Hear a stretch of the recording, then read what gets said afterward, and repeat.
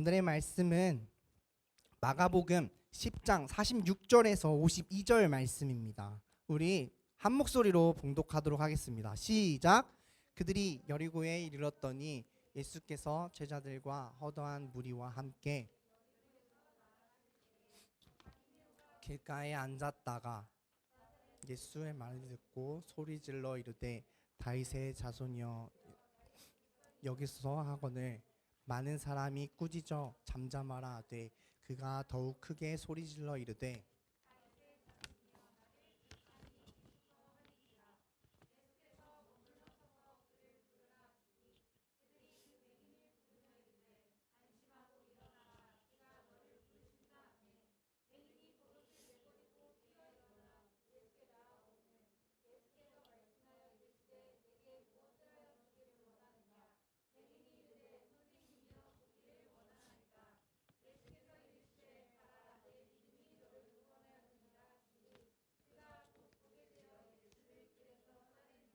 아멘.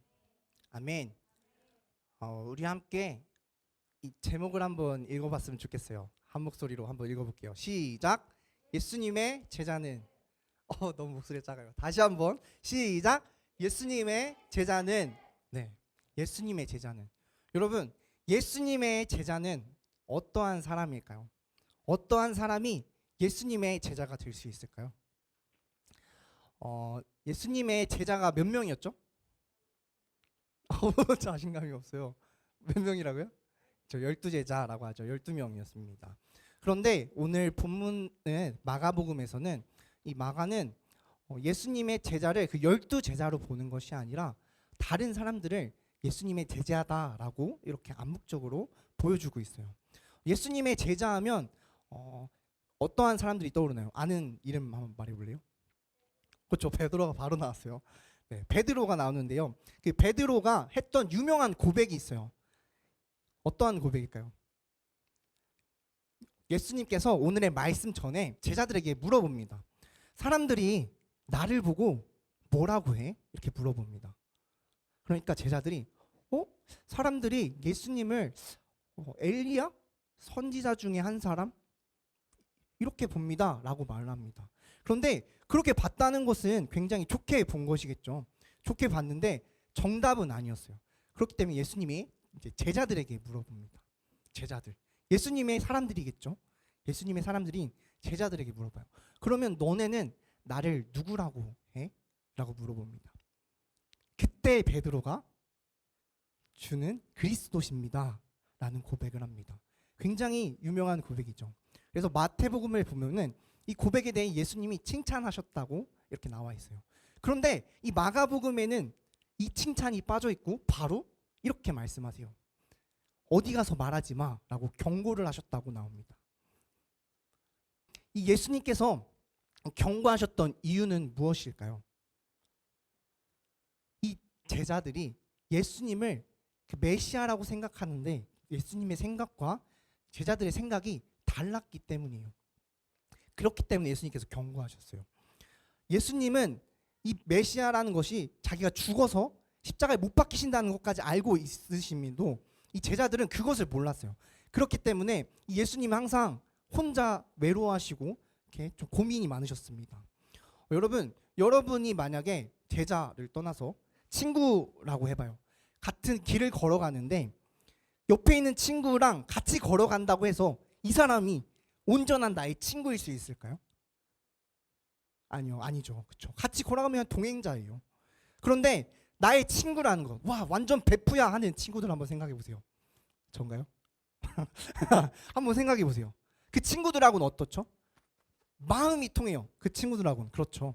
마음이 통하고 서로 무슨 말을 해도 내가 무슨 말을 하지 않아도 눈빛만 보고도 뭘 할 줄 압니다. 시연아, 예찬이가 눈빛으로 이렇게 눈짓했을 때 대충 뭘 하자고 하는지 알 수 있니? 미안. 별로 안 친한 거예요. 난 친한 줄 알았는데. 그렇죠. 별로 안 친한 거예요. 왜? 친한 친구들 중에 이렇게 눈빛만 봐도 서로 웃고 통하는 친구들 있잖아요. 그런 게 진정한 친구죠. 진정한 제자라면 스승인 예수님이 무슨 마음을 가지고 있는지 당연히 알고 그분을 따랐겠죠. 그런데 이 제자들은 조금 달랐기 때문이에요. 예수님의 기적을 보기도 하고, 물론 그 마음들이 어떠할지는 모르지만 정확하게 이 예수님이 어떠한 마음을 가지고 계신지를 몰랐어요. 그래서 항상 예루살렘으로 가시는 그 길에 예수님은 제자들과 같이 걷고 있음에도 항상 외로워하셨어요. 그래서 항상 나는 죽임 당하고 사흘 만에 부활할 거야 라는 말을 무려 세 번이나 해주세요. 쭉 이 마가복음 동안에.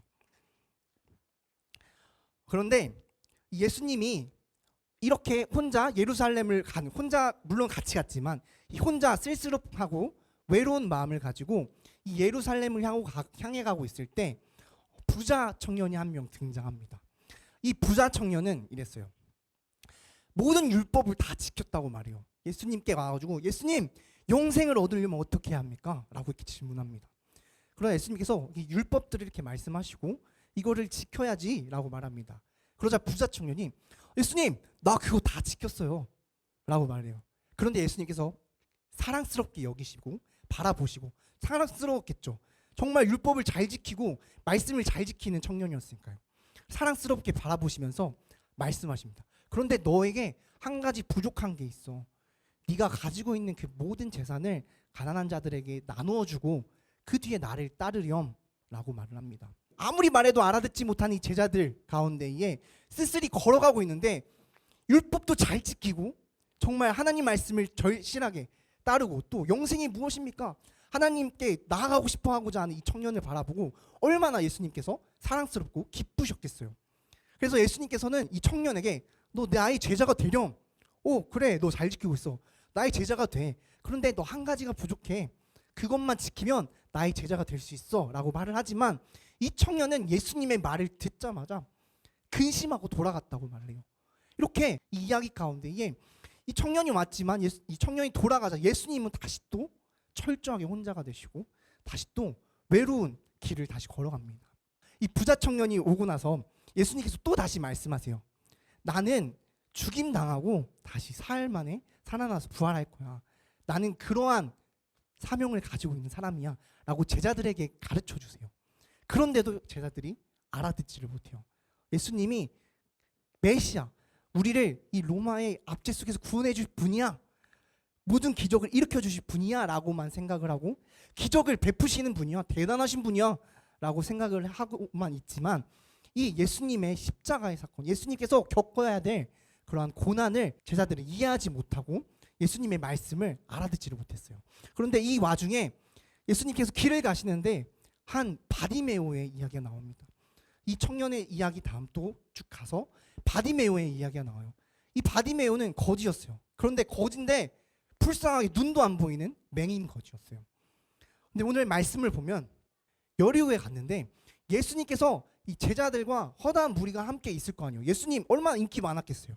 그렇죠? 기적을 막 베푸시는데 막 기적을 행하시는데 물론 예수님께서 그래서 걱정하셔서 말하지 말라라고 말씀하셨지만 이 사람들은 예수님의 기적을 보고 인기를 보고 이렇게 막 모여들었어요. 그런데 이 여리고에 나아가실 때 이 바디메오가 길에 앉아 있었다고 말을 해요. 그런데 이 길이라는 것은 굉장히 중요한데요. 이 길가에 앉아 있었대요. 넘겨주세요. 네, 길가에 앉아 있었대요. 그런데 이 길가에 앉아 있었다는 것은 그 전에는 예수님을 모르고 있었다는 거예요. 예수님 모르고 있다가 소문이 막 들려왔겠죠. 예수님이 기적을 행하신다. 그러니까 예수님이 얼마나 간절히 보고 싶고 예수님께 얼마나 나아가고 싶었겠어요. 그 마음이 얼마나 예수님께 향해 갔겠어요. 그러다가 마지막 구절에 보면은 예수님의 길을 따른다라고 나와요. 예수님의 길을 따른다. 결국엔 예수님의 길로 들어오는 거죠. 제가 예전에 그 데렉이라는 길을 가지고 설교를 했었는데요. 하나님의 길에서 벗어나는 것이 무엇이라고 했죠? 죄, 관역 가운데에 맞지 아니하고 관역을 벗어나는 것, 그것이 죄. 그런데 하나님 가운데에 가는 길, 하나님의 길에 섰을 때에, 온전히 걸어갈 때에 하나님께 나아갈 수 있다고 했죠. 이 바디메오가 길가에 앉아있던 이 바디메오가 아무도 바라보지 않는 하찮은 이 바디메오가 예수님의 길에 따랐다고 말을 합니다.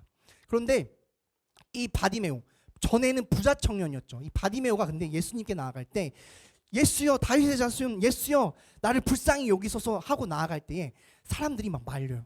야, 너 잠잠히 있어. 너 시끄러워. 너 조용히 해. 아, 너 이분이 누구신데 너 그냥 조용히 있어. 거지 너 눈도 안 보고 그냥 가만히 있어. 이렇게 말립니다.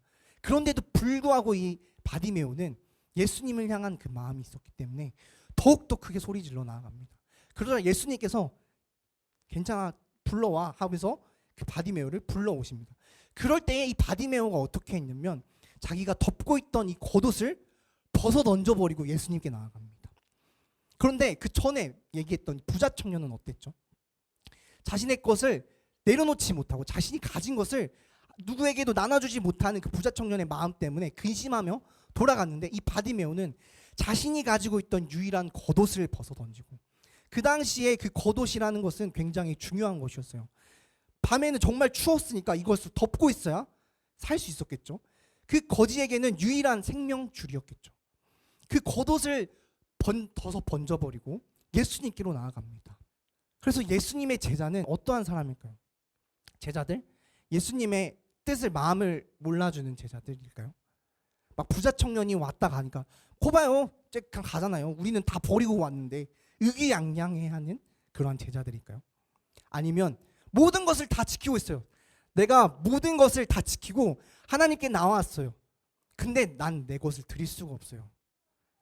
내가 가진 이것을 드릴 수가 없어요. 이것보다 하나님이 소중하지 않아요 하는 그 부자 청년일까요? 아니면 이 바디메오처럼 나의 삶 가운데에 그 길가에 앉아있던 그 외로운 삶 가운데 예수님이라는 이름을 듣고, 예수님 나 여기 있어요, 나 좀 봐주세요. 예수님 나 여기 있으니까 나 좀 고쳐주세요. 나 좀 불쌍히 여겨주세요. 나 이 가진 것 필요 없어요. 이거 필요 없어. 던져버리고 나 예수님께 나아갈 거예요. 사람들이 뭐라 하든 누군가 나를 막고 나보고 조용히 하라고 윽박을 질러도 나는 예수님밖에 없어요. 예수님이 아니면 안 돼요 하고 나아간 이 바디메오. 과연 이 세 가지 부류 중에 예수님의 제자는 어떠한 사람이 예수님의 제자일까요? 여러분이 생각하시기에는 어떠한 사람이 예수님의 제자일 것 같으신가요? 답이 정해졌나요? 첫 번째, 예수님을 따랐지만 그 마음을 모르는 제자들. 예수님이 힘들어하고 계시고 기도하고 계시는데 졸고 알아듣지 못하고 예수님이 최고야 라고만 생각을 하지, 기적을 베푸시는 분이야 라고만 생각을 하지, 나에게 기적을 베푸시는 분이니까 내가 따라가 라고 생각을 하지, 이분이 날 위해서 죽었다라는 것을 이해 못하는 제자들일까요? 나는 예배 다 드렸어. 나는 찬양도 맨날 들어. 나는 교회 매일 나가. 난 헌금도 잘 드렸어. 그런데 하나님보다는 난 이게 더 좋네. 내가 가진 것을 모두 다 드릴 수가 없네. 하나님한테 드리는 게 조금 아깝네 하는 이 부자 청년일까요? 제가 보기에도, 또 이 성경이 말하기에도, 또 여러분이 느끼기에도 이 바디메오, 자신의 모든 것을 벗어 던지고 앞이 보이지 않지만 예수님의 소리를 따라 예수님께 나아가는 그러한 바디메오가 예수님의 진정한 제자이지 않을까요? 여러분 혹시 삶 가운데에 어떠한 일들이 제가 벌어지지는 모르나 여러분의 삶 가운데 혹시 힘든 일이 있거나, 또 물론 기쁜 일이 있을 수도 있지만 힘들거나 외로울 때가 있을 수도 있습니다. 항상 기쁘기만 할 수는 없겠죠. 항상 웃고 있다고 해서 그 사람이 매일 행복한 사람은 아니죠. 그렇죠? 그런데 그러한 마음들이 들 수 있습니다. 그런데 이 성경에서는 바로 그러한 사람들, 그러한 약한 사람들, 가진 것 없는 사람들, 향유를 모두 깨트려버린 여인, 예수님 앞에 자신의 겉옷을 던져버리고 보이지 않지만 예수님께 나아가는 이 바디메오 같은 이러한 사람들이 바로 진정한 예수님의 제자라고 말을 하고 있어요.